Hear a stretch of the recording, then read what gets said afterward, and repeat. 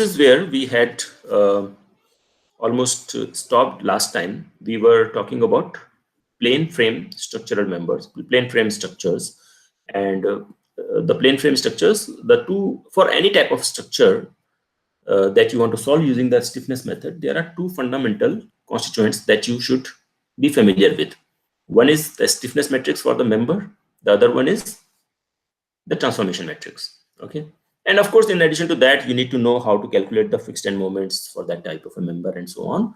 But that's not much of a mystery. You already know most of this. And okay, these are the two major components. What you see on the screen, right? You can see the screen, right? Yes, sir. Yeah. So one is the stiffness matrix of the member in the local coordinate system. This is the one that is for plane frame members. So it is a 6 by 6 matrix, right? It is not a 12 by 12 matrix. That is a subset of the 12 by 12 matrix that is applicable for a space frame problem. And then you have a transformation matrix. So transformation matrix is also 6 by 6 matrix. This is for the member, not for a vector.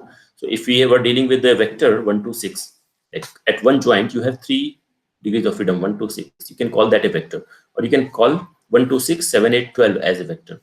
So this RT transformation matrix, this is developed for 1, 2, 6, 7, 8, 12 matrix. Okay. If you were to transform only 1, 2, 6, then you would use only R. Okay. So this RT can transform this 1, 2, 6, 7, 8, 12 kind of a vector. Okay. And then what you need to do is, for transforming the stiffness matrix, you need to use RT transpose multiplied by SMI local multiplied by RT. Right. You remember all that, right? So then there are a stepwise process. I had it's already there in your lecture notes. So this is the procedure you need to follow. Okay. And this is stepwise process. All the equations are given, intermediate equations, everything is given, and until you get the member end forces for each member. Okay. So these are all this. So basically, with these steps, now it has become a very mechanical kind of a scheme, and that's why it can be implemented in a computer program. We had done all these steps before, so I'm not repeating that, just to save time. Okay. Just to briefly summarize, first we develop the stiffness matrix for each member in local coordinate system. Then we transform it to get it in the global coordinate system. Then we do the assembly of each member's stiffness matrix to get the global stiffness matrix. Then we split that global stiffness matrix into 4 parts: SFF, SFR, SRF, SRR. Likewise, we calculate the joint forces and we calculate the member end forces. The joint forces are most likely already in the global coordinate system. If that is the case, there is no issue. If there is the member end forces would typically be in the local coordinate system. So then you need to transform that to get them in the global coordinate system. Okay. Then you need to assemble them. You need to add the joint and element member forces, and this is basically what I'm calling is element member forces, actually opposite of element member forces, right? Opposite effect of element forces, the forces that are acting along the length of the member. That's why we subtract that, because it's already opposite. So then we get the combined effect of all the forces. Then when we know the combined effect, then we split that combined effect also into free and restrained, right? So AF combined will be equal to, these are the two parts of that equation, SFF dF plus SFR dr. Likewise, AR will be equal to AER, that is end moment effect because of the forces acting along the length of the member. That plus SRF dF plus SRR dr, right? So these things are coming from that equation, which is basically A is equal to SD. Okay, so that equation has been split into 2 equations, and these are those 2 equations. Once you know ARs, you can subsequently, and you know all your displacements from here, you can solve for DF here. So you know your DF values. Those DFs have to be transformed again to get your DJs, that is at the member ends. What are the deformations in the local coordinate system or global coordinate system? So this is global coordinate system that you transform to get in the local coordinate system, that you multiply with the stiffness matrix to get the corresponding forces, and that will basically give you the member end forces in local coordinate system. So with this process, you can get the reactions, the deformations, and the member forces. Okay, so this is basically a full summary of the stiffness method using a computerized protocol. Okay, now we will move to some other problems. We have completed the discussion on plane frame. Just to go back slightly once more, In the plane frame system, you remember we had how many degrees of freedom at each joint? We had at each joint 3 degrees of freedom, right? 1, 2, 6, 7, 8, 9, 7, 8, 12. So that's why we had this 6 by 6 matrix. Here, the first degree of freedom, that was axial. So that was kind of uncoupled from other degrees of freedom. And then you had 2 and 6.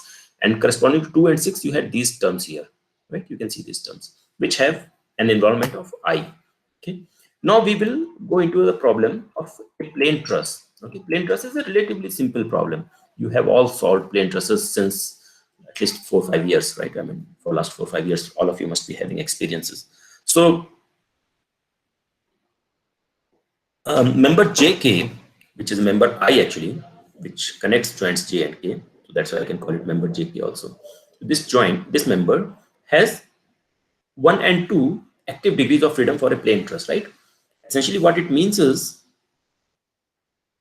that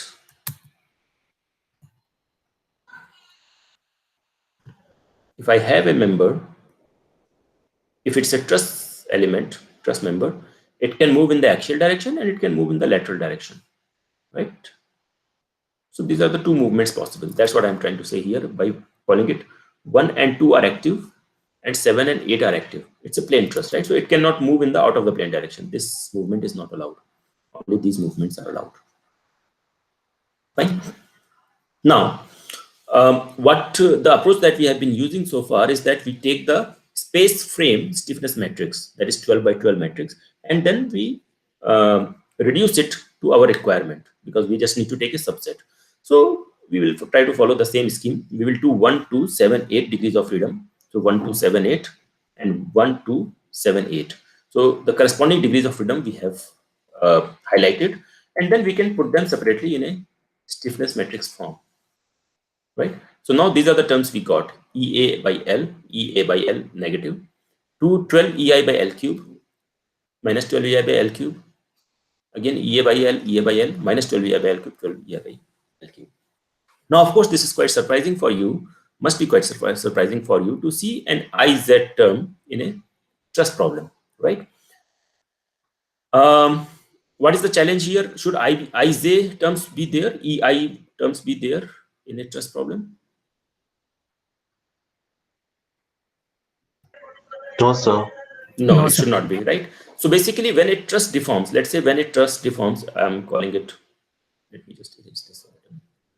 This is 1, this is 2, this is 3, this is 4. When a truss deforms in the second degree of freedom, let's say this truss moves in the second degree of freedom, that is, it moves here, right? What do we expect? We expect the truss to change its orientation like this. So truss from here, this was initial position. Okay. From here, it goes to here. Okay. And typically, we assume that we expect that it would not have any force. If this deformation is small, it should not have any additional force in the member because of that. There should be almost like a rigid body movement. When there is a movement in the one direction, this is two direction movement. When there is a movement in the one direction, this was the original member and this one moves here. So then you should have a deformation, elastic deformation, not a rigid body movement. But this is almost like a rigid body movement. But what our formulation, the formulation that we are using, insists is that, okay, you are moving in one direction, in two direction, but all other degrees of freedom are restrained, right? What that means is that the member has to go this way.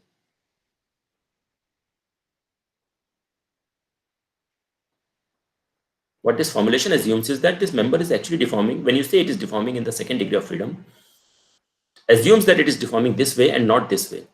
So what we expect is this behavior, but what this formulation gives us is this behavior. And that's why you have EIZ terms coming in, because this is a flexural kind of a deformation. Okay. What is the difference here? When we are saying it is moving in the second degree of freedom, we are also assuming that this rotation is automatically taking place because there are hinges here. And this formulation does not allow for the hinges. Okay. This formulation assumes a rigid connection, so rigid movement. So there is no rotation here because rotation degree of freedom was there, which we have restrained, which we have said that there is no movement in that degree of freedom.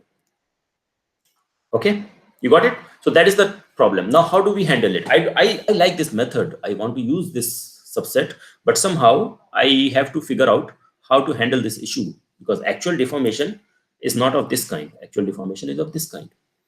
So there is an easy way. What I can say is that the member in flexure is so flexible.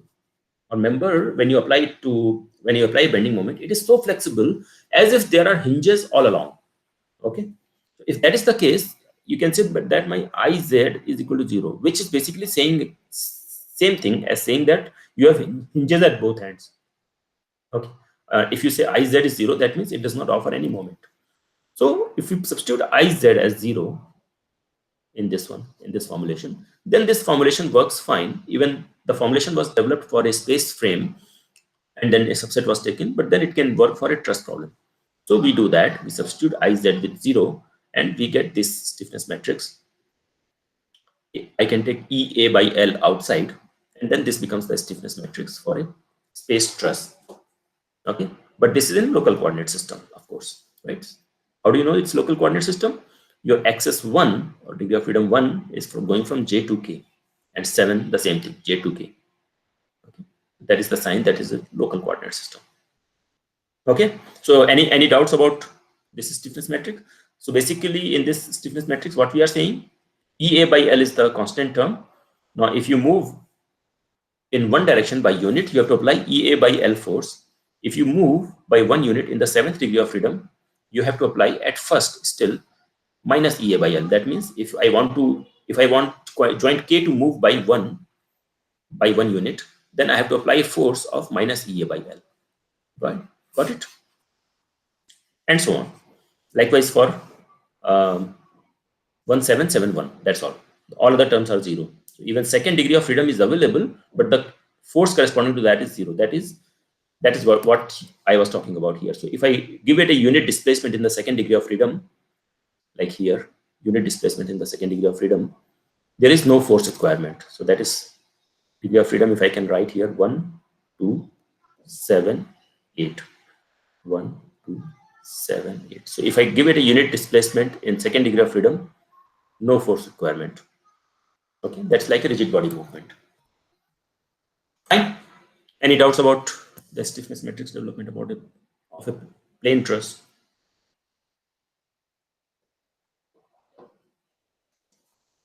Okay, no issues, right? Looks straightforward.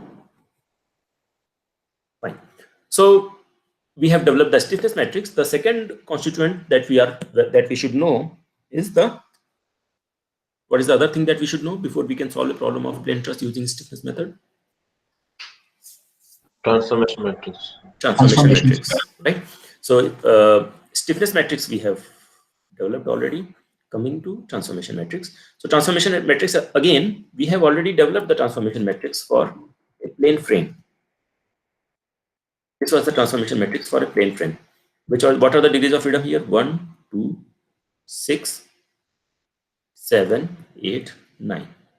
Similarly, 1, 2, 6, 7, 8, 9. And transformation matrix basically does not care what type of member you have, whether you have a flexural member or an axial member or whatever. All it cares about is the direction of these 1, 2, 6, and 7, 8, 9, which degrees of freedom these are. Okay. Now, in a plane truss that we are dealing with right now, we have a plane truss, right? So we have 1 degree of freedom here, 1 degree of freedom here, 1 degree of freedom here, 1 degree of freedom here. What are the numbers here? 1, 2, 7, and 8. Right? These are the degrees of freedom. So basically, what we don't have is 6. We don't have. Sorry.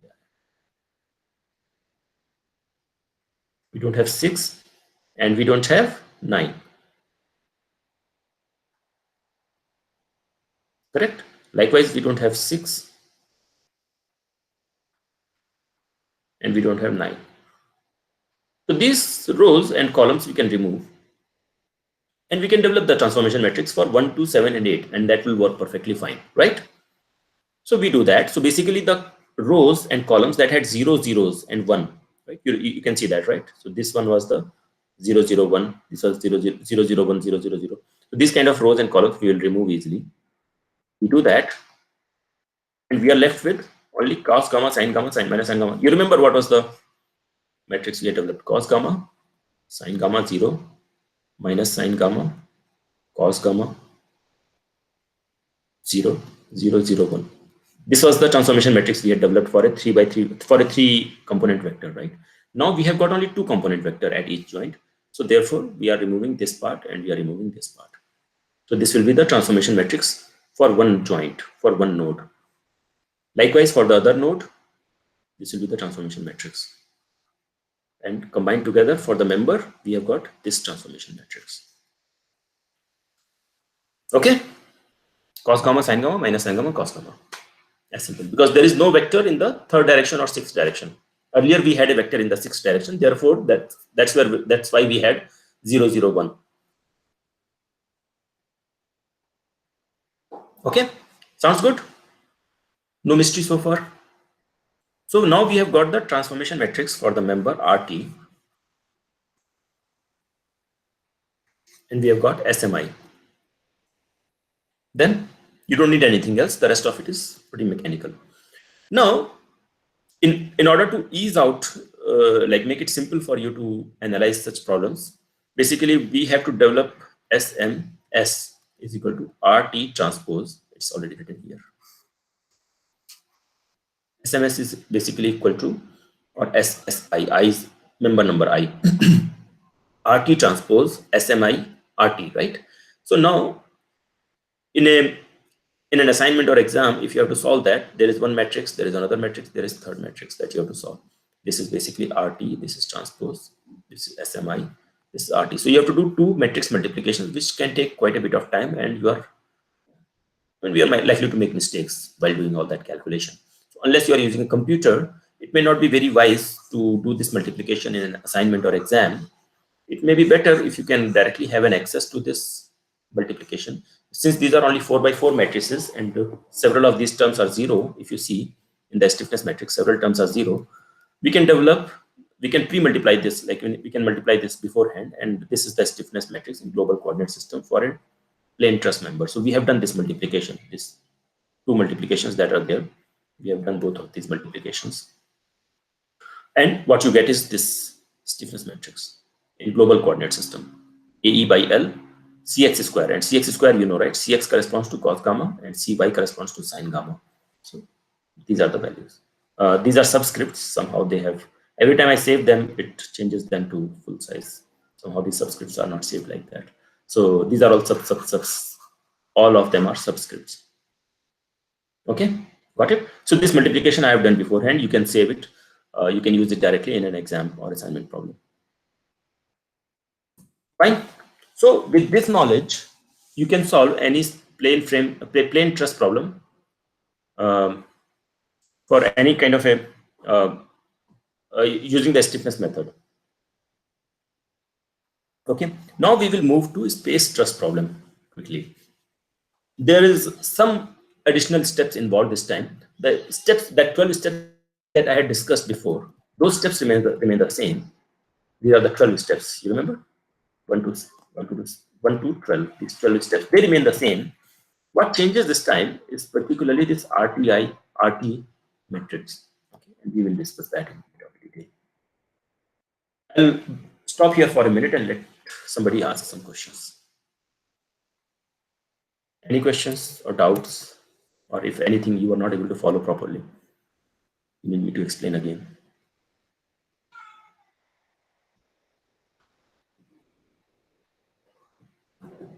Everybody understood everything, huh? Should I ask?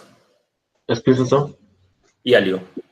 So can you once more tell how that plane truss, that member, it's a local coordinate, like you tell me now, it's local coordinate, and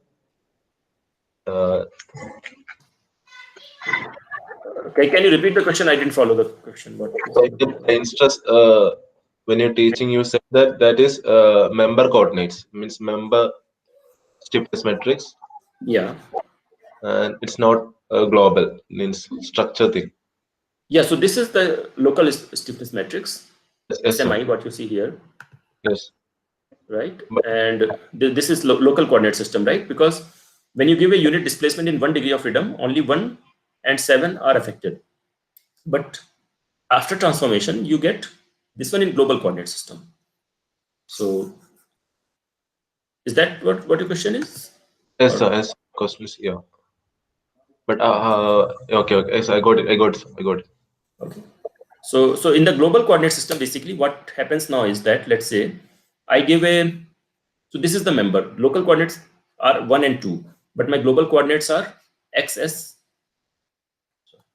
our global coordinates are xs and ys. Sorry. Okay, here it is.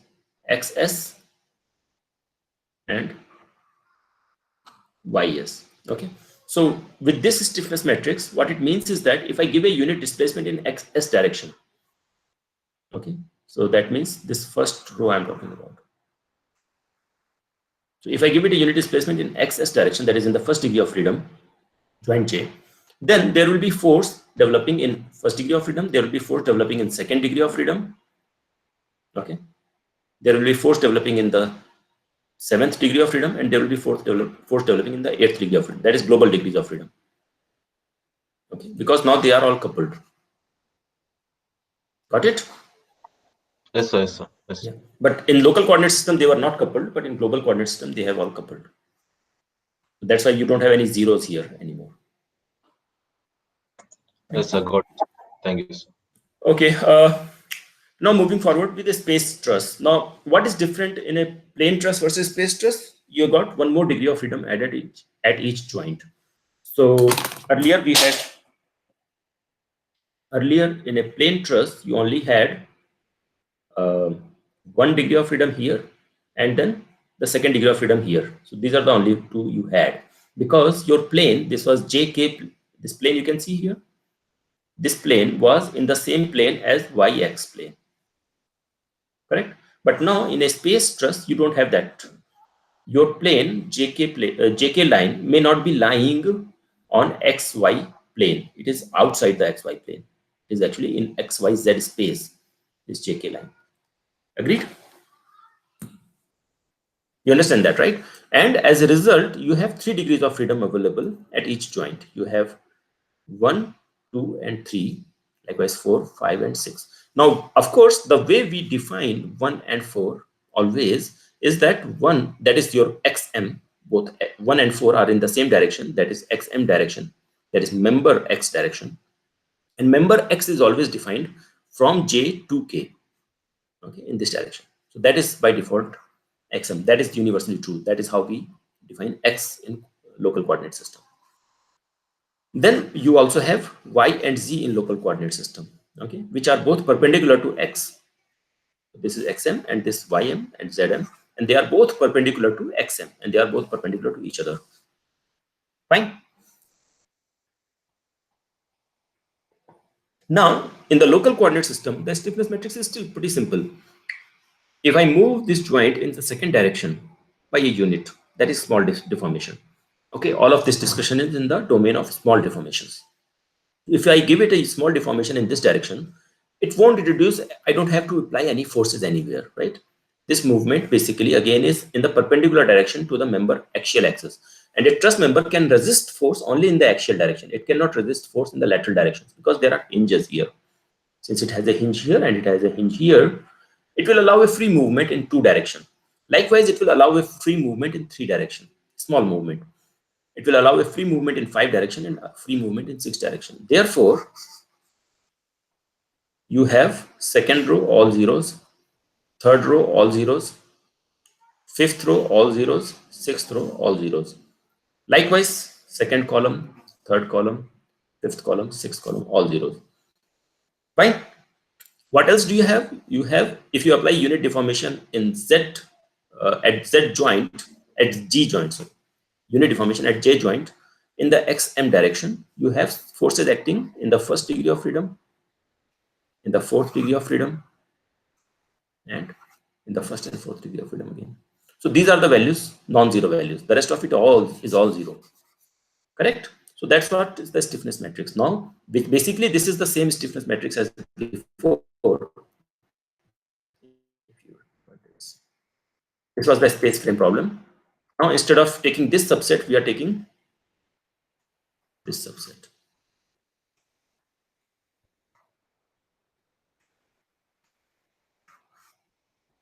Okay.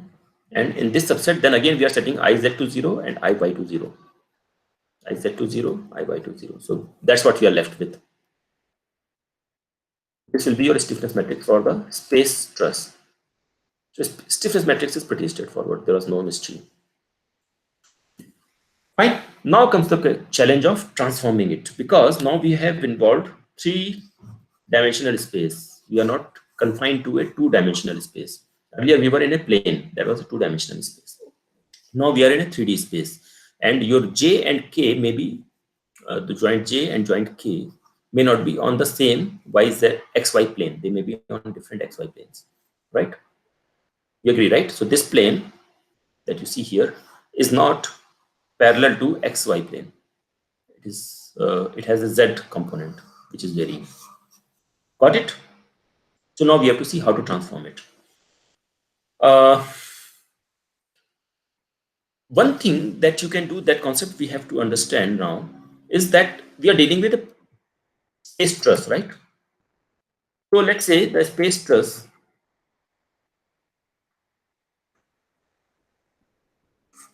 it is made of this cross section, let's say, or this cross section. Okay. But so this cross section has certain A value. Both of them, let's say, they have certain A value, they have certain IX value, IY value, and J value. That is what is we were calling it torsional constant. So you can call it J, you can call it some other value. I think we were using terminology of IZ, sorry. I IZ, IY, oh sorry. IZ, IY, these are moment of inertias, and then you may have IX. This was IX. Okay, so they have some cross-section properties. Now, as long as it is a truss member, which cross-section property matters of all these four? Which, for a truss member, which of the cross-section properties have any role to play? EA Area. by Area. A. Anything else? IZ, IY, IX. IX, sir. It's a purely a truss member. There is no torsion applied. Yeah, IX plays a role when there is a torsion component, right? When there is a torsion involved. It's a truss member. I'm telling you, it's a truss member already. Okay, so IX also does not have any role to play. Only A. Okay. Now, does it depend? So let's say I were calculating IZ of this member. Okay. Then I have to pick my y-axis and I have to pick my z-axis. Okay.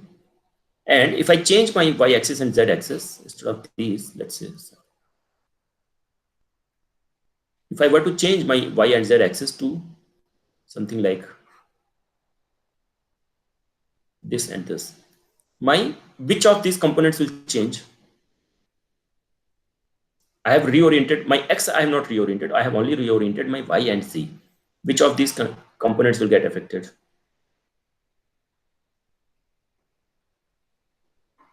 Which of these four properties will get affected? IY and IZ. Will A get affected? No, sir. No. So A will not be affected. IZ will be affected in the new coordinate system.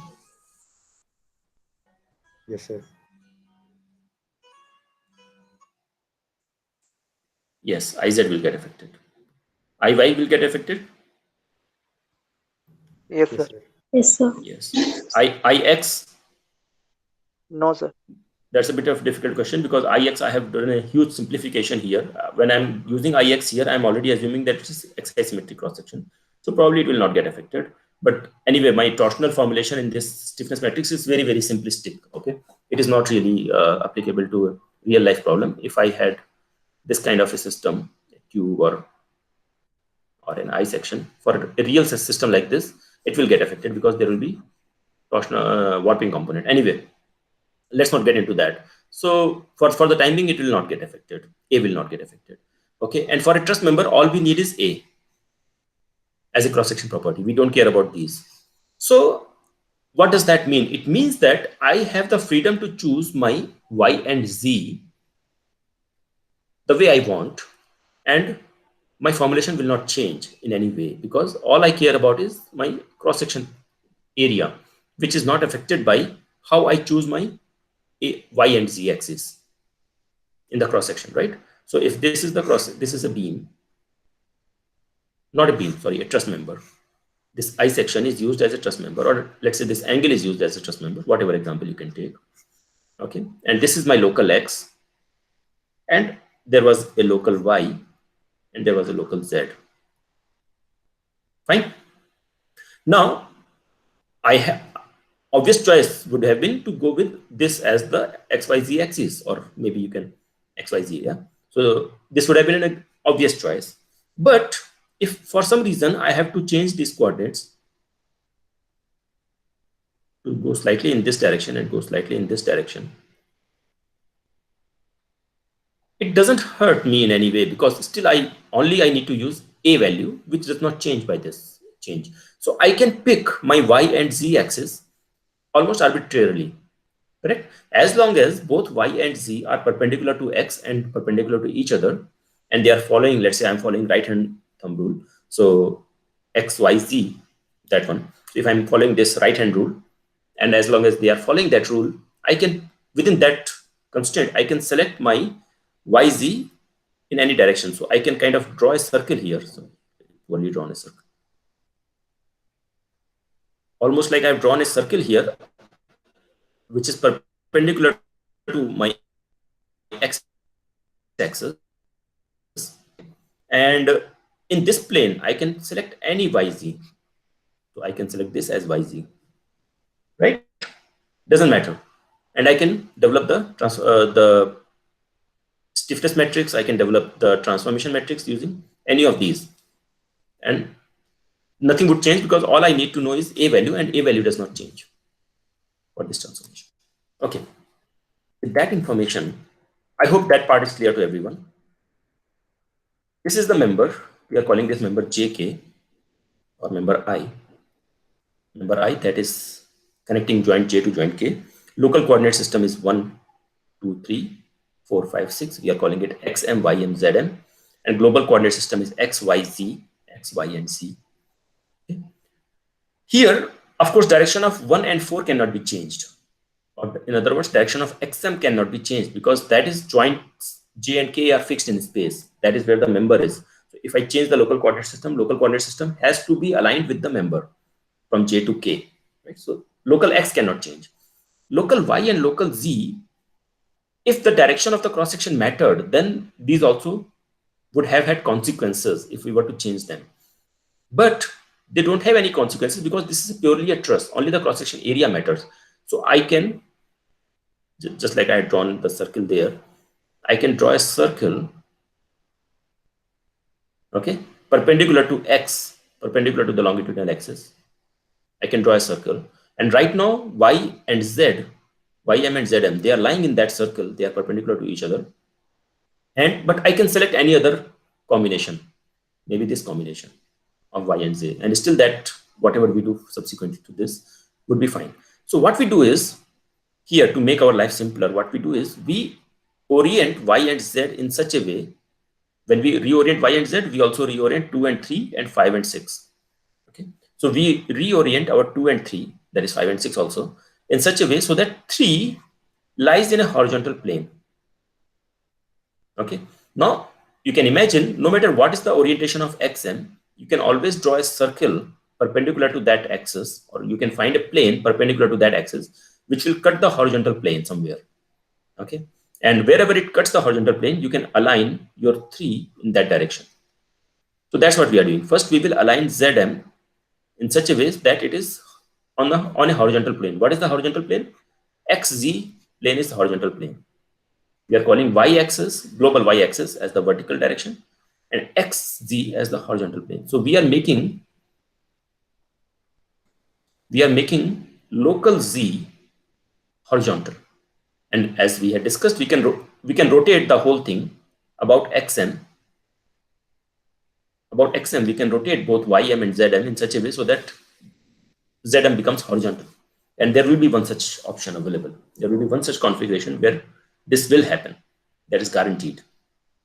Okay, so we do that, And for that, we don't have to do any transformation, because we have full freedom to pick the ZM and YM axis directions without having any consequence on the stiffness matrix or the transformation matrix. Fine. So our ZM we can pick.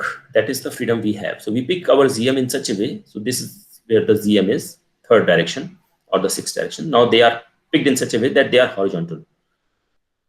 Okay. So this, I'm sorry, this is a different drawing. Sorry, this is global coordinate system. I'm sorry. Yeah. So 3 is picked in such a way that it is horizontal. Likewise, 6 is picked in such a way that it is horizontal. Okay. Now we will look into this one. So this is your member J to K. This is your local X direction. This is your local Y direction. This is your local Z direction. Right?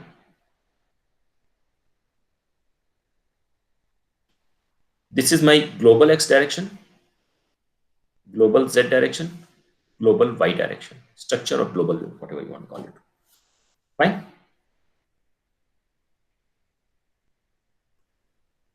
You got X, Y, Z in the local coordinate system, and then yellow ones are X, Y, Z in the global coordinate system.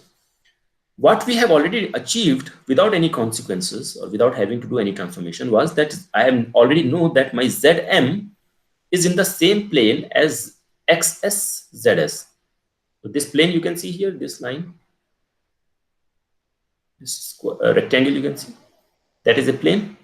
And I know that my Zm is already on that plane. That's how I have assumed my Zm to be. Okay. Now my Zm is already on that plane. I have to make sure I have to bring my XS aligned with XM. That's what we had done before also, right? You remember for a plane frame,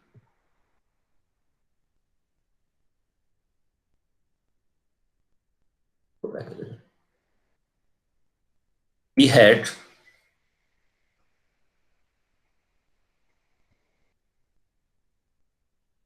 XM, we had XS. So we had oriented axis in such a way, or we had rotated about the Z axis. So this was the Z axis. We had done this rotation about the Z axis so that XS moved to XM, right? So that's what we were doing. That was the basic transformation. We were making sure that our XS goes to XM. Now we will do that thing here.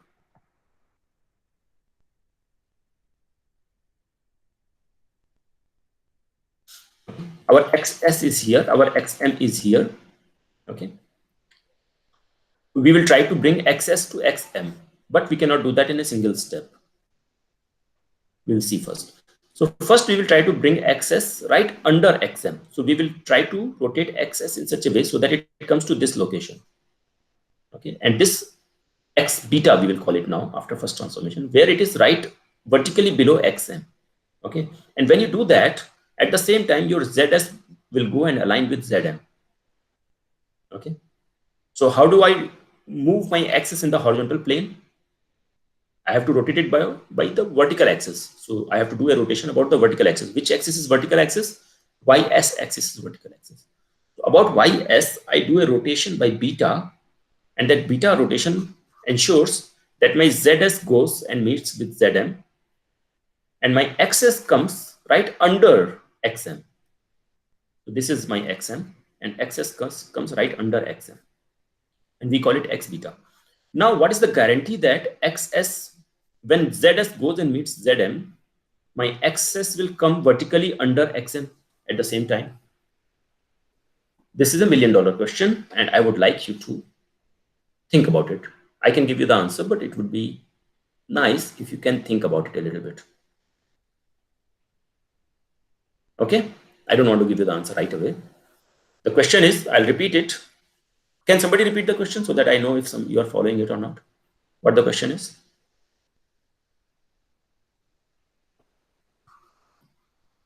Anybody? Harish? No, sir, I didn't get you. Sorry. Sorry? I didn't get you, sir. Sorry. You should have told me. Okay, who else can? Somebody? Mohan Krishna?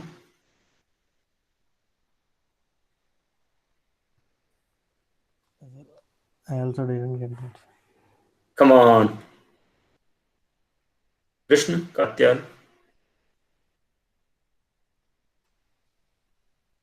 I also didn't get so. Oh, come on. Fine. Okay. Any volunteers? Prithvi, you want to try? Sir, like when you rotate XS, it's what is the guarantee that it is below XM? In that way, you go. Okay. Not quite. Anybody else wants to try?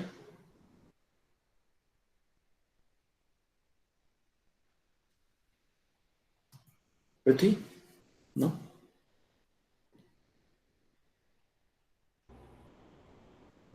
Indira?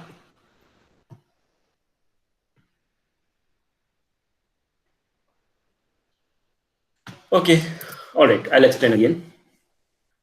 See, we already had our ZS and XS, they are both defining the horizontal axis, horizontal plane, right? So the plane that has both ZS and XS in it, that is this rectangle that we had drawn just a minute ago. This rectangle, that is the horizontal plane. We have already made sure that our ZM is on that plane. Fine? Because we can choose the direction of ZM and YM arbitrarily. Or one of them we can choose arbitrarily. The otherwise will, of course, be tied by the right-hand rule. So its location will be fixed. So I have chosen the direction of ZM in such a way so that it is on the horizontal plane.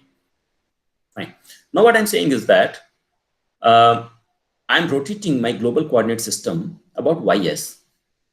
When I'm rotating about YS, global coordinate system, that means my XS and ZS will move. Nothing else will move. Only ZS and ZS. XS and ZS, they will move. So when they move, and when I'm rotating about YS, I'll rotate them until my ZS comes and aligns with ZM, because ZM is in a horizontal plane. So there should be some amount of movement available with which I can align the ZS and ZM, these two vectors, about the vertical axis. Agree? Because it's already in the horizontal plane and I'm moving ZS in the horizontal plane. So there will be some beta value at which it will go and align with it. Fine. So when the two are aligned at the same time, my XS will be right under XM, vertically below. That is, this particular line is parallel to YS. YS is the vertical direction. So this line would be parallel to YS. So this X beta will be right under XM or in the same vertical plane as XM. That is a question. How do we know that that will happen? Okay, I'm not going to be able to answer that. I'll have to wait for you to answer. Okay, let's answer that in the next class. Okay, I hope several of you would have the answer. You can go to the textbook and search. Otherwise, it would be even better if you can think of it by yourself. Okay, that's an assignment, classroom assignment. Please remind me in the next class that we had this discussion. Fine. So for the time being, all I'm saying is that when ZS goes and meets with ZM, your XS will come right under XM. And you will call this new XS as X beta because it is achieved by a beta transformation, rotating about Y axis by beta. Okay. And here is the transformation matrix for beta. We will come into that in a minute. Then now that your X beta and XM, they are in the same vertical plane, you know what transformation to do. Okay. You have to rotate your X beta, which was earlier XS. You have to transform it, or you have to rotate about your Z axis.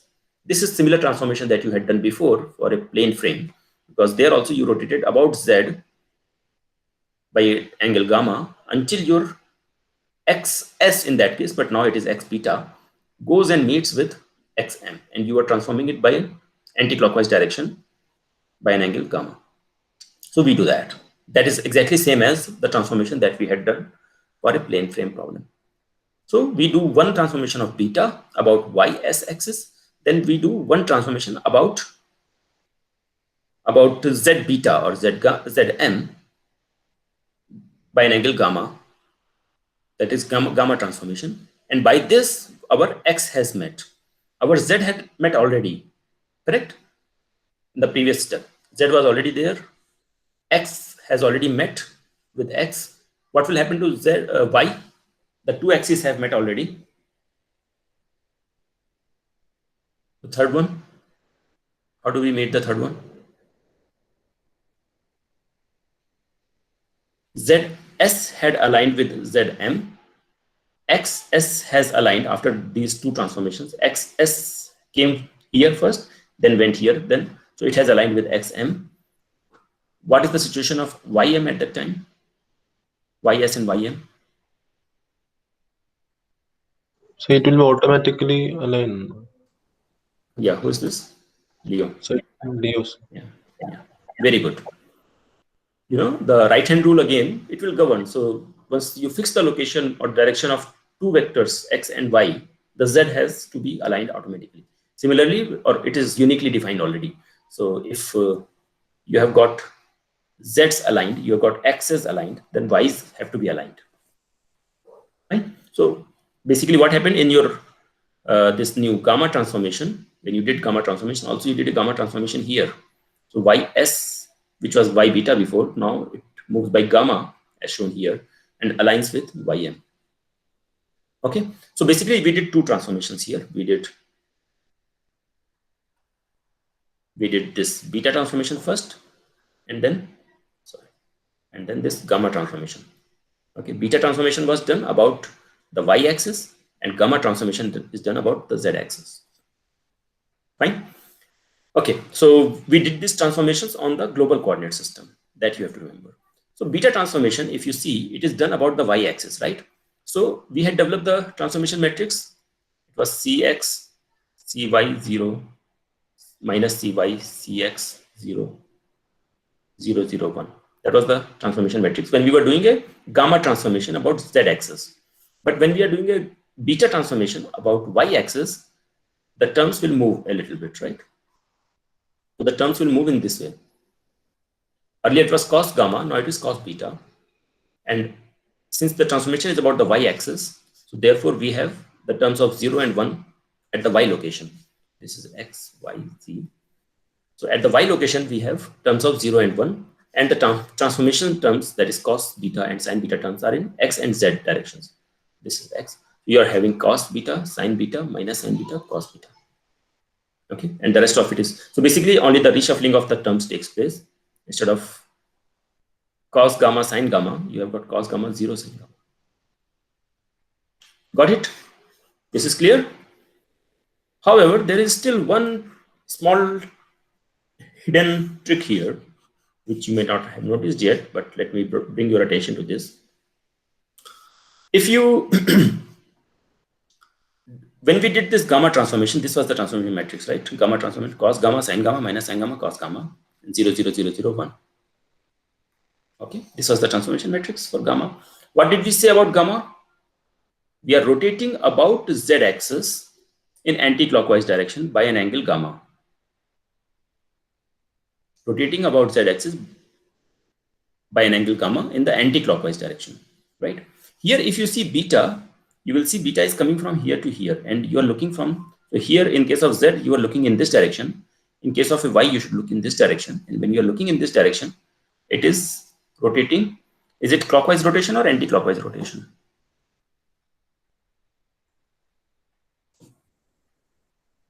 Is it a clockwise rotation or anti-clockwise?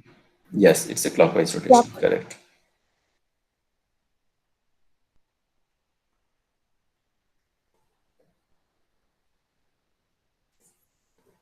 Yes, it's a clockwise rotation. So clockwise rotation basically means that beta sign should have been negative, right? So for a negative beta, should we not have had this minus signs? Cos minus beta is cos beta, but sin minus beta is minus sin beta, right? So the signs should have been opposite. But here the signs are all as they were here. Okay. So I want you to check whether we are making a mistake here. We are not making a mistake here. But the problem here is that we are assuming what was true for Z would also be true for Y, but that may not be the case. Okay. So you derive one stiffness matrix. That will be part of your next assignment also. So you need to derive, just like we had derived for R gamma. We had derived that in the class, right? We had done some geometric manipulation and we had figured out. Similarly, you do this for R beta and see whether the signs for a clockwise direction or clockwise rotation by beta, still the signs turn out to be this way. Okay, so you need to verify that as a part of this assignment. Now, whatever cos beta, sin beta values are there, we can divide that.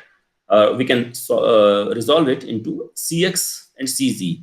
So basically, what is happening here is that in computer programming, it is very difficult to find the angles of alpha, beta, gamma, etc. But if you have this CXCZ projections, because we use the coordinate system, so it is much easier. So for example, you will know the coordinate systems of J joint, XYZ values here, and you will know the XYZ values here.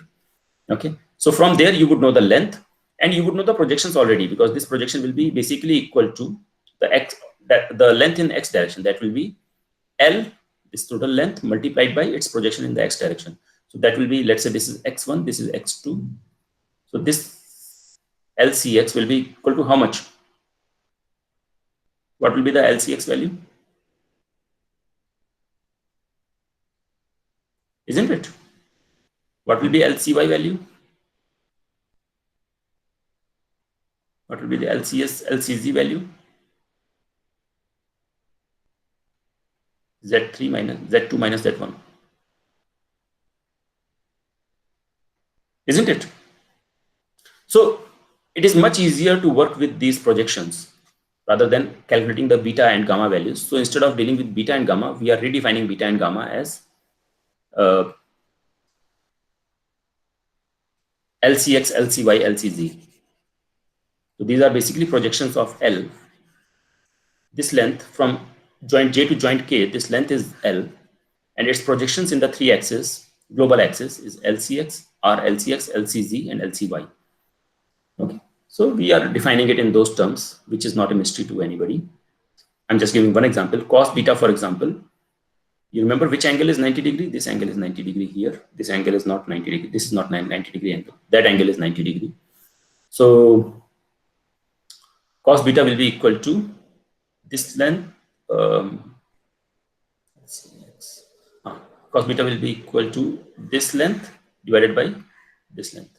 This is the longer one, right? So that length is same as this length, that is LCX, divided by this length. So this is basically projection of L, projection of the member on the horizontal plane. So the projection is L multiplied by CX square plus CZ square. That is basically this one and this one. Okay, so that's what it is. Got it?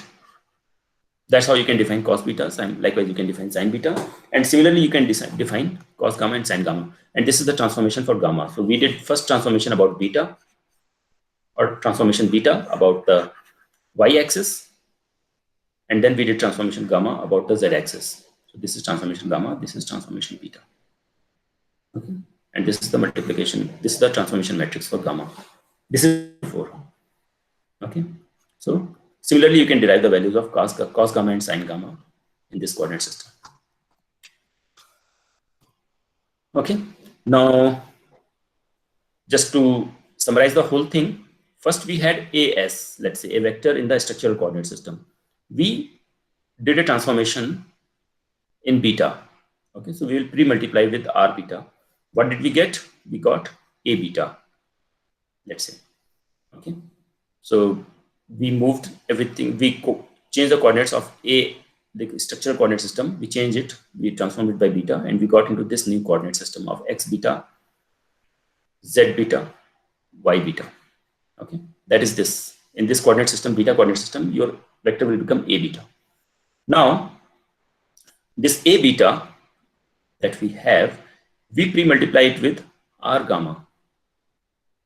Okay, what do we get? A M. Right? That's how this was the second transformation. We got AM, or A gamma, you can call it. But A gamma is basically same as AM.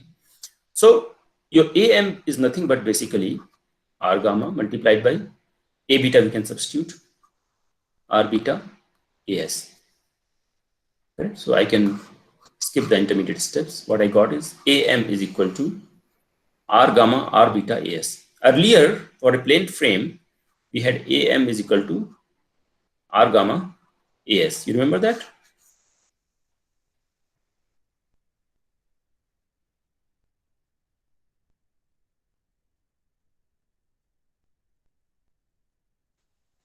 AM was equal to RAS, and this R is corresponding to gamma transformation. So AM was basically R gamma AS. But now,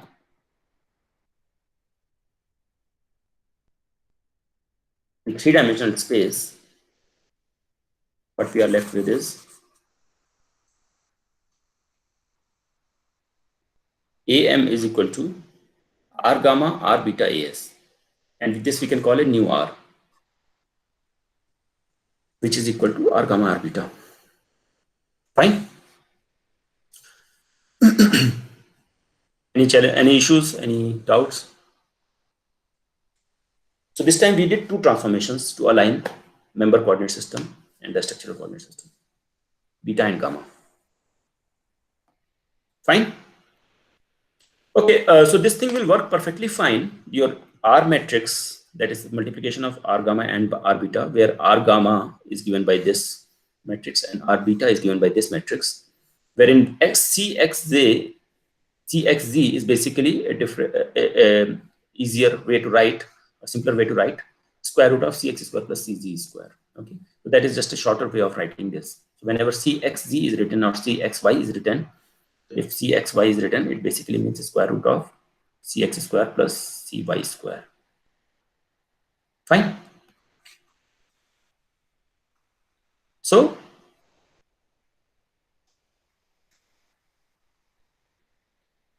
R beta, R gamma are known by this matrix. Now here, if you notice that your CX and CZ are often appearing in the denominator, right? So if by any chance there is a combination which is making sure that both CX and CZ are 0, then this method will fail. Yeah, this one still works, that's okay. But since we are transforming this, we are changing cos values into this kind of a fraction of these two values. If CX and CZ, they both become 0, then you will not have a solution here. So that's where this, so actually when we did this transformation here, from here to we are calling or simplification, when we simplified this into this, we kind of added one caveat that this thing cannot work for the case when CX and CZ are 0. Agreed? When CX and CZ are 0, your CXZ will become how much? 0. 0, right? 0. So CX divided on CX was already 0, so 0 divided by 0, you cannot define it. That becomes a challenge, right? But, and when would that be when both CX and CZ are 0? You can see your L here, that is my member connecting J to K. Member is aligned with y-axis. Yes, so when the member is vertical, it is aligned with y-s axis, its projections on the horizontal plane will be 0, right? So CX will be 0 and CZ will be 0 when the member is vertical, right? So when we have a vertical member, then this stiffness matrix, this is R basically, this is just a multiplication of this and this. You multiply them, you get R, which I have solved here for you. So this R cannot be used because it has terms of CXZ, CXZ, CXZ, CXZ at the bottom in the denominator, and it cannot be used. So for such cases, we have to be careful, and we will do the transformation before. So for a vertical member, which was vertical to start with, the X was aligned with YS, XM was aligned with YS. I can my ZM was already on the horizontal plane, right? So I just need to do one transformation of rotation about Y. What was the transformation when we were rotating about Y? Sorry. No. XS is, XM is aligned with YS. So I just have to do one transformation. First, I will make sure that my Z is aligned with ZS because it was already in the horizontal plane. So ZS will be aligned with ZM. So I'll pick my ZM in such a way so that it is already with ZS. Okay. For that, I don't have to pay any penalty. I don't have to do any transformation. Okay. When my ZM is with ZS, then all I have to do is I have to rotate about ZS by an angle by an angle 90 degrees, so that my XS comes here and moves aligns with XM. Okay. You can think about it. I'm not going to spend too much time here. So basically, you have to do one transformation single. This was this gamma transformation, wherein gamma is 90 degrees. Okay. So your gamma transformation with gamma value being 90 degrees, this is your R gamma. and that will be your entire transformation matrix. Okay. So your R gamma was basically cos gamma sin gamma minus sin gamma cos gamma. You substitute it with 90 degrees, so cos 90 will be 0, sin 90 will be 1. So 0, 1, minus 1, 0. That's what you get. 0, 1, minus 1, 0. But if the member was not in the vertically upward direction but vertically downward direction, then you have to rotate by minus 90. Then the signs will reverse. So Cy will become minus 1. Fine. So basically now what we have got is two options for R, or two different cases for R matrix. R matrix is this one if it's not a vertical member, and R matrix is this one if it's a vertical member, where Cy is either +1 or -1 depending on whether the member is vertically upward, that is J to K is upward, or J to K is downward. Fine. So if the member is vertical, you got to use this matrix. If member is not vertical, you got to use this matrix. That is your R matrix. Then RT matrix, you remember? R was used for transforming a 3 by 3, a vector of size 3 or 3 element size vector. But if you had a vector of 6 size, so for example, for the entire member, we are dealing with a space truss, right? For a space truss, you have two joints, 1, 2, 3 vectors here, and 1, 2, and 3 vectors here. So total, you have got 6 vectors. For 6 vectors, you have to use this transformation. For a 6 component vector, you have to use this transformation, RT, which is R0, 0R. Okay, fine. So any vector that is in a structural coordinate system, you pre-multiply with RT, you will get in member coordinate system. This AS is 6 component vector. If it was a 3 component vector, then you will simply use this R.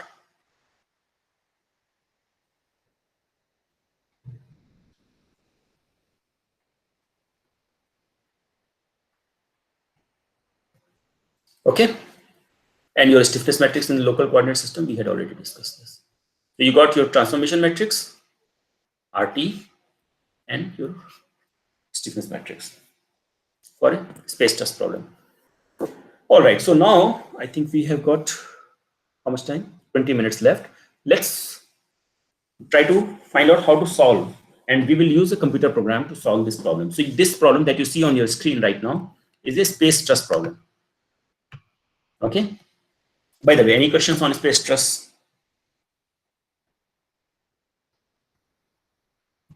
Formulation. So how we see stiffness matrix formulation was pretty straightforward. There was no much mystery. Only the transformation matrix was slightly involved, because this time you required 2 transformations, and also you had to understand the concept of Z already being on a horizontal plane. Okay. How we were able to make sure that Z was already on the horizontal plane, and also you need to think about the question that I had asked you. Correct? What was the question that I asked? As your Z was moved, ZS was moved in such a way so that it went and aligned with your ZM. How do you know exactly at the same time your X would move sufficiently so that it is right under XM, or it is vertically below XM? That is the question that you need to figure out. Also, another question was on beta, when you are doing a beta rotation about vertical axis, Y axis.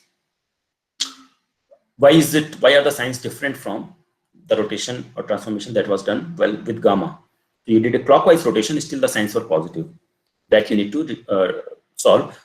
This one, the second question, that you don't have to give an answer in the next class. That will be part of your assignment. The first question, you should think about it and give an answer. Fine. So this is the space truss that we will solve now. So the space truss is made of 4 joints and 3 members. You can see the 4 joints. 1, 2, 3, 4. The coordinates of each joints are given. Each joint is given. 1 is 0, 0, 0. That is at 0, 0 in global coordinate system. 2, again, the coordinates are given in global coordinate system. 3 coordinates are given. 4 coordinates are given. Local coordinate for each member is different. Okay, so let me call this member as first member, this member as second member, this member as third member. Okay, and then some load value is given again in global coordinate system. So some forces are acting at joint 4. The X component of that force is 40, Y component is 30, and Z component is -80 downward. Okay.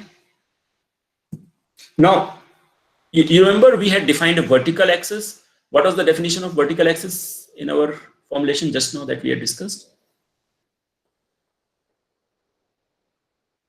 How did we say that this was vertical member? If it was a member, if the member was vertical, then we were developing a different formulation here. So when were we calling a member vertical?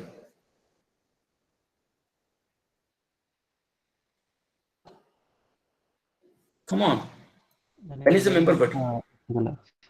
Line with The y-axis. When It's it is aligned with aligned the with y-axis. Yes, exactly. So when it was aligned with y-axis. Now in this particular problem, you may see that from the looks of it, Z looks vertical, but that's not how we call Z vertical, right?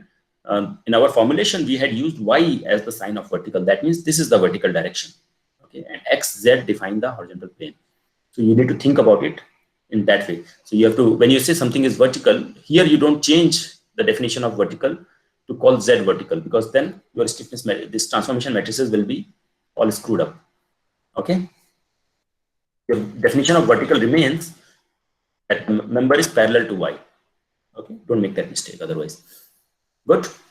Okay, so the coordinates, the locations of 4 joints are given. From there, we can calculate the member lengths, but we don't have to do it by hand. I'm going to show you a program where we do it. In addition to that, I need the cross-section area of each member. So member 1, that is connecting joint 1 to 4. This is this member 1, and the cross-section area is given. Member 2, that is connecting this joint to this joint. Cross-section area is given, 0.005, some units. Assume that all the units are consistent, so I don't have to write the units. Member 3, it is just connecting this to this, has a cross-section area of 0.008, and this force value is given. Okay. Now, which degrees of freedom are restrained? All 3 degrees of freedom at 1 are restrained, all 3 degrees of freedom at 2 are restrained, all 3 degrees of freedom at 3 are restrained, and 4 is completely free. So joint 4 degrees of freedom, 10, 11, 12. So let me give the numbers here. So these degrees of freedom also are in the global coordinate system. So 1, 2, 3. Then second one, 4, 5, 6.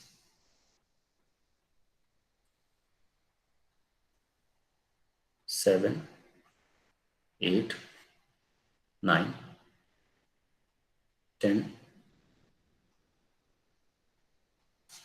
Sorry.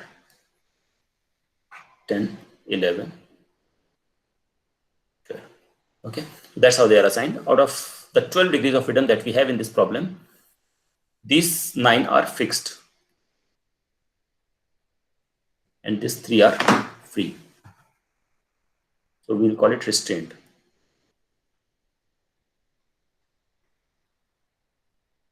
And these 3 are free. Okay, question is, problem is clear to everyone, right? Any doubts about this problem? Now we will basically write a program. I have a program. I'll just show you the program. How we have how we can use MATLAB program to solve it. Okay, so I don't have MATLAB installed on this computer, but I'll show you the notepad. I'll open those files in notepad and see. So there are two. I have shared these 2 programs with you today in Google Classroom. One file is it's a text file basically, but it can be opened in MATLAB. .m file, space truss.m. Can you see my screen sufficiently, or do I need to zoom in? Can you read all this? Yes, sir. Okay. So space truss.m is the main file. The other file is stiffness space truss. Okay. So that's basically a function file that is being called, or subroutine. This is being called from the main program. Okay. So I've written one program for space truss. Similarly, you can write a program for different types of systems. So you need to do that. You need to write a program for a beam. You need to write a program for a space frame, and so on. So there are additional components that you need to add to this program. Also, this program does not have the feature to account for a hinge. Okay, so if you have a composite kind of a structure or a hybrid structure where some parts are frame and some parts have a hinge within the structure, then how do you incorporate that? That also you need to add. I will discuss in the lectures, but you have to incorporate that in the code. Okay, so we will define this problem. So what in every typical program, program that I write, I first give a portion for the input data. Instead of giving that input data on the screen, which if you make a mistake, there is no way to recover, I'll have this input data written in the initial part of the program, so which is basically user input. So at any time when you are solving one problem, you change this part of only. So a user can play only with this portion of the program. A user cannot mess with anything under it. This is actual program solving. Okay. So a user can input anything in this part. What information is the user supposed to give? User is going to give the size of the problem, like define the problem, define the structure. So what are the inputs required? First, I'm asking for an input on number of members. So how many members are there in this problem? 3 members are there, right? So user will say 3. So this number can be changed by the user. Instead of 3, if the problem has 4 members, you can say 4. Number of joints, nj. How many joints are there? 4. So user will input 4. Yeah. Number of restrained joints, 3. Out of 4, 3 joints are restrained. That information is not really very useful. I don't think it is used later on.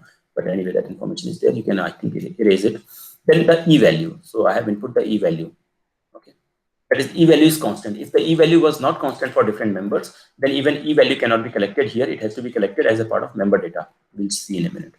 Then I'm asking for the joint coordinates for all 4 joints. So if the nj value was 4 here you can see if this nj was 4, then you have to have 4 rows in coordinates. Each one row corresponds to one joint's coordinates. So first joint, its coordinates was xyz values were 0, 0, 0. The second joint, and the way, look at the way I'm writing it in MATLAB. When I write it in MATLAB like this, automatically MATLAB interprets it as separate rows. Okay, so this is the first row, 0, 0, 0. The second row of the matrix is 850. That is the second joint, 850. Third joint is 0, 10, 0. Fourth joint is at 12, 6, 8. So I'm just defining the problem right now.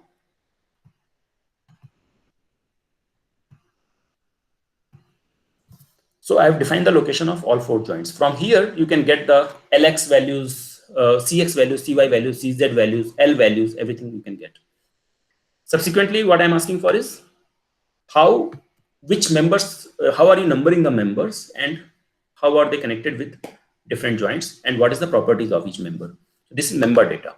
Okay, so how many members did we define? We said there are 3 members. So how many rows do you have to have? You have to have 3 rows. See, this structure, how I am going to seek the information, was decided by me. I could have taken another format of collecting this information, but I'm using this format, and it will help you to use the same format so that you don't have to make many changes in the program along the way. So if you're solving a space frame problem, there are 2 members in the space frame, you will just have 2 rows, but you will have to ask for more data.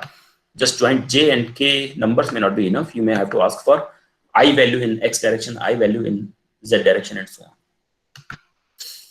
Just cross-section area won't be enough. So what I'm asking for is member 1, let's say any given member, which joint to which joint is it connecting? So joint j number, joint k number, and the cross-section area. So for example, first member is connecting first joint to the 4th joint, and the cross-section area is 0.01. First member is connecting first joint to the 4th joint, and the cross-section area is 0.01. So these 3 information points or pieces of information were enough for me. We move forward. DOR. So here we define which degrees of freedom for each joint are restrained versus free. So if I input 1 here, it means it is free. If it is restrained, and otherwise it is 0. So 0 means it is free. So the first joint, all 3 degrees of freedom are restrained. So 1, 1, 1. Second joint, same. Third joint, same. The 4th joint has all 3 degrees of freedom free. So that's why I'm inputting 3 zeros here, right? So again, how many rows should you have in this matrix? DOR matrix? 4, sir. 4. Because why 4? 4 joints are there. 4 joints. Exactly. So that is user's responsibility. If he inputs 5 here, he or she inputs 5 here, then the input data here also should have 5 rows and the corresponding degrees of freedom for each joint. So since I'm dealing with a plane truss, space truss problem, I have 3 degrees of freedom. If it was a plane truss, there would be only 2 degrees of freedom here. So only 2 columns in that case. Okay, joint loads. So again, we are taking the load information. There can be two types of loads in a typical structure. You may have loads acting at the joints and loads acting at the members. First, I'm collecting the information about loads acting at the joints. So this is a truss problem. You cannot have a moment applied. So at any joint, you can have only 3 forces, right? So this is in the global coordinate system. The first 3 joints don't have any joint loads. The fourth joint has a force which was 40, 30, minus 80. Okay, so I have not given the net value of 40, 30, 80 or resultant value. I have just given the components of that. So that is the values that I have entered as it is. Member loads. This is a truss. We don't typically have any member loads in this problem. We don't have any member loads. So otherwise, if there were member loads acting, what I'm calling M load here is actually the fixed end forces. So these would be the reaction forces for a fixed end member. Okay, so these are not really the member forces that are actually, so let's say there is a distributed W force applied. So you don't input the W value here. You input the reactions at the fixed ends of that member for that given W. So WL square by 12 and with appropriate signs. That's what you need to enter. Okay, but this is not applicable for a space truss problem. So this is all 0 here. Fine. Moving forward, now this is where the program starts. So here in the beginning, I'm initializing some variables. G stiff corresponds to global stiffness, equivalent action, combined action, degrees of freedom. DOF is degrees of freedom. DJ corresponds to, I think, deformations. Okay. Some FDOF, which is basically listing all the free degrees of freedom. RDOF lists all the restrained degrees of freedom. Okay, so I'm just initializing these variables in the beginning, just giving them the appropriate size. And this size you can see is variable. So if you had input number of joints as 3, then the G global stiffness matrix for this type of a problem will be 9 by 9. If number of joints were 4, as is in this case, so then the global stiffness matrix will be of what size? 3 times 4, comma 3 times 4. That is 12 by 12. Fine. You follow this, right? And I'm giving all zeros. So this global stiffness matrix will be a matrix of 12 by 12, all zeros. Then we go ahead and assign some FDOF and RDOF matrices. So FDOF and RDOF vectors basically store for each joint. I'm going into each joint, counting till 3 because there are 3 degrees of freedom available for each joint. And if that degree of freedom, first, second, and third, if that degree of freedom is restrained, then I'm storing that in RDOF vector. If it is a free degree of freedom, then I'm storing it here. So basically, I'm reading this vector, DOR matrix that we had populated here, this DOR vector. And using that value of DOR vector, I'm populating the FDOF matrix for each joint, for each degree of freedom. So FDOF, after this entire exercise, my FDOF after this loop, after completing this loop, my FDOF will have values of 1, 2, 3, 4, 5, 6, 7, 8, 9. I'm sorry, my bad. FDOF vector will have the values of 10, 11, 12. And the RDOF vector will have values of 1, 2, 3, 4, 5, 6, 7, 8, 9. Got it? Why do we need this FDOF and RDOF vector?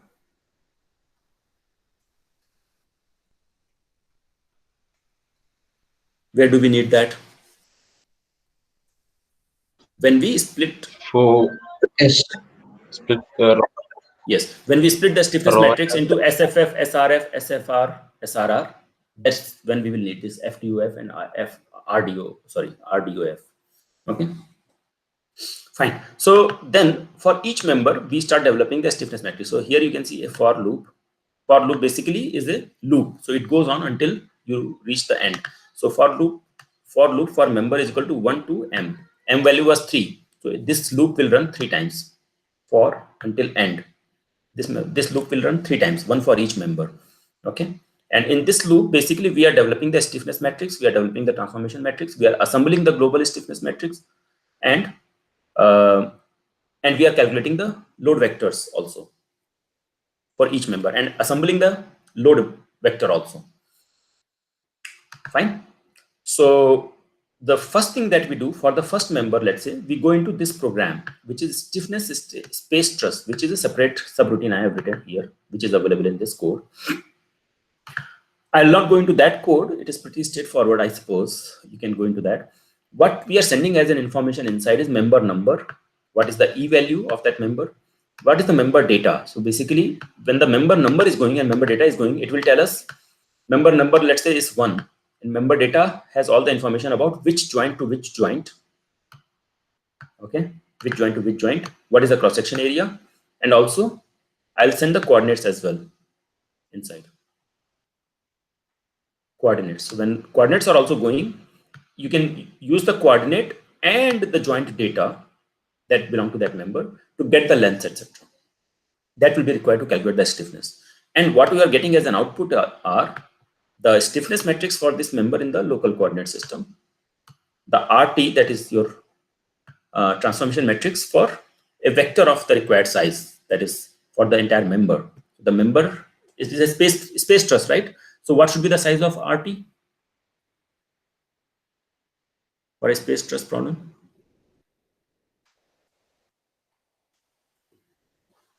What is the size of R? 6 by 6 by 6. RT should be 6 by 6. R is 3 by 3, right? Yes, sir. Yeah. So this will be 6 by 6, and then DOFI, which is basically a list of degrees of freedom, which are the degrees of freedom corresponding to this member. Okay. So you send in member data which has the nodes corresponding to that member. What you get as an output are the degrees of freedom corresponding to this member. Okay. And then that is listed separately. That we do first. We'll not go into that program. So we get the stiffness matrix of that member, we get the transformation matrix for that member, and we get the DOFI. And then we basically DJI is going to DJ of this one. Okay, I'm not able to recall what is this step. Let me move forward. I'm sure you can, once you debug it once, I would strongly suggest that you debug it once. You go step by step and see what is happening to each variable, what values it is storing in each step. Okay, so learn how to debug in MATLAB. That is absolutely essential for you to be able to write this program. So first thing you should do before you start writing the program is learn how to debug. How to debug.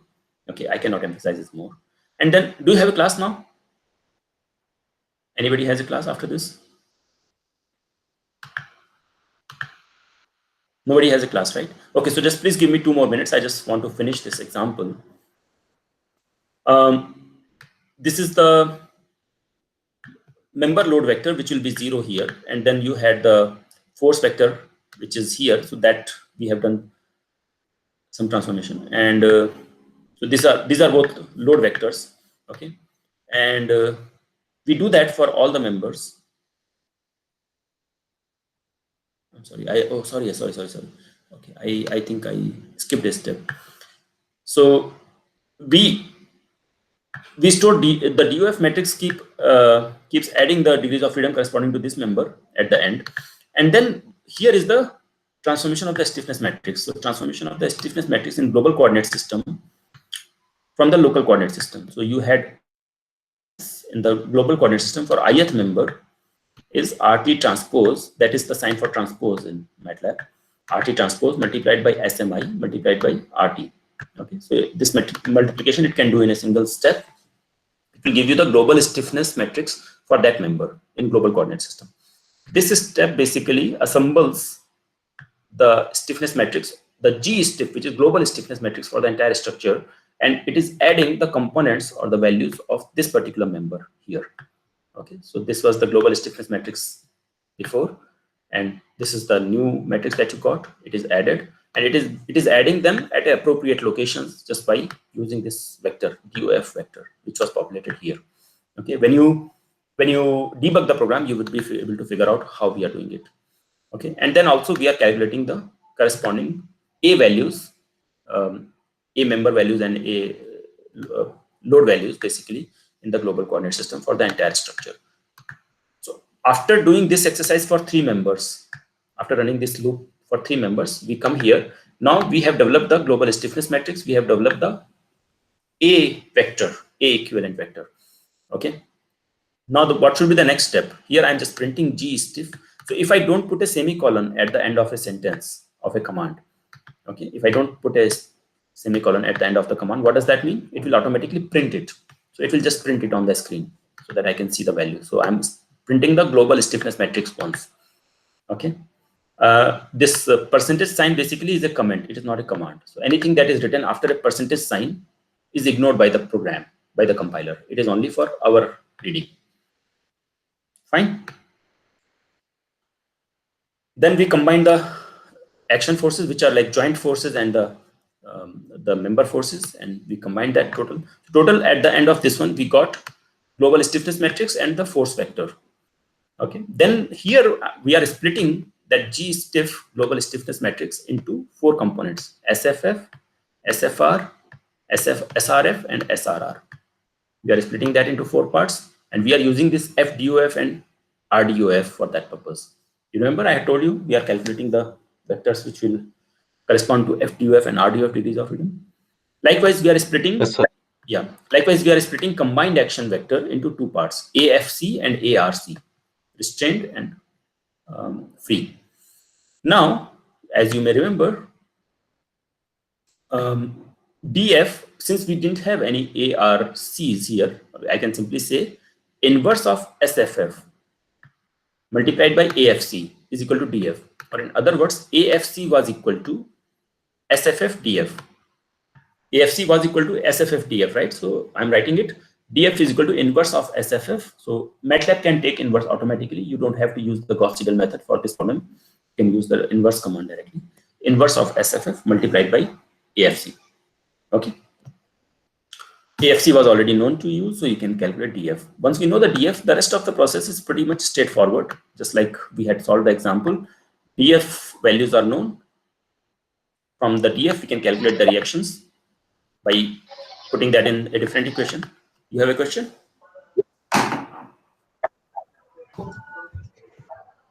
Please mute your mic if you don't have a question, please. Fine. So we can calculate the reactions, and then we can calculate the joint displacements and support reactions. These are, I'm just printing these here out, and then we can calculate the this loop. Again, I'm going into each member again in this loop. Again, I'm going into each member and calculating member forces. So for that, I'm having to do a again calculate the stiffness of the member, because I didn't save that information probably from before for each member individually. So going into that vector, that program again fetching the stiffness of that particular member, and then because I need that in this formula to calculate the end forces for the member. Okay, all these steps you can see. You can go to the 12 steps that I had summarized in those slides, and you can go and try to match each of these commands here with those formulae, and then you would be able to figure out what I'm trying to do. Okay, and at the end of it, basically you should have all the deformations, d-value displacements. You should have all the reactions, support reactions, that is, and all the member end forces. Okay, so this is where the program ends. Fine. Please go through the program. I have shared it with you already. Open it in MATLAB. Debug it for this problem. That problem I have already given in the right, this problem. And at the end of it, basically, the solution is also should be available to you. I have not given the answer here. Once you run the program, you will get the answers of all the degrees, all the displacements and everything. Fine. So please learn how to debug the program and go step by step and see what each step is doing. Okay. All right. So I think I can stop here now. Any questions?